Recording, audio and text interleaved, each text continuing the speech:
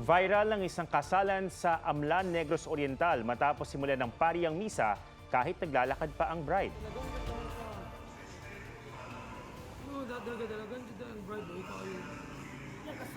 Kwento ng bride na si Janine Suelto Sagario, inumpisahan ng pari ang seremonya dahil late na raw itong nagsimula.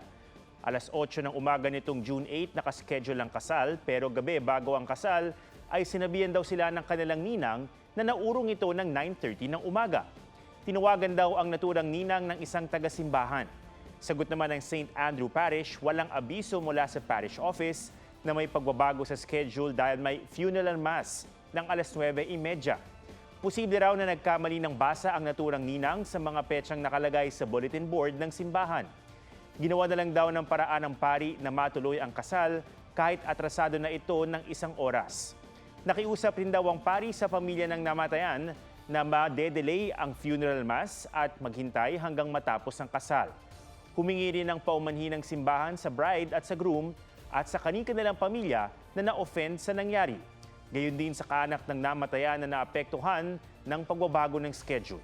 Nakatakdang ikasal ulit ang bride at groom sa June 17.